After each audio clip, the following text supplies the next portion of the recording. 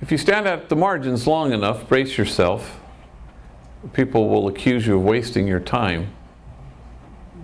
But the prophet Jeremiah writes, in this place of which you say it is a waste, there will be heard again the voice of mirth and the voice of gladness, the voices of those who sing. And how is that not the job description of everybody in this hot library? But to make those voices heard. I'm going to just tell one story more. It's a little long one, so it'll fill up my time. But it's sort of a shaggy dog story, but which is to say all of it's true, but it's shaggy. And then I'm going to allow 15 minutes or so for questions. And then we'll be through. And then you can buy all those books that nice gentleman over there is selling.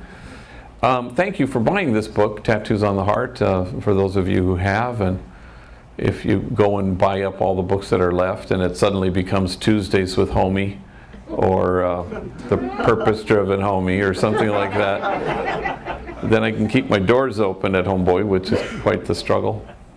So the book came out a year ago, and the paperback came out February, and the audio version came out on March 1.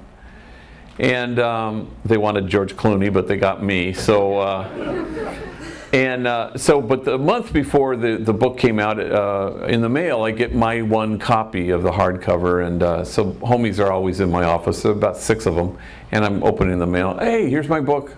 So I'm passing it around, and they're trying to find their name in it, and Simon & Schuster forced me to change all the names for some reason, thinking the homies would sue me. It didn't make any sense to me, but I did it. So they're looking for their names, and they're reading different things. So on the book, on the hardcover anyway, my editor got all these nice people to say nice things about the book. I'm going to presume maybe they read the book even. So on the cover, it's Anne Lamott has a nice little blurb, and on the back is Marion Wright Edelman and Carrie Kennedy and a variety of other people they got.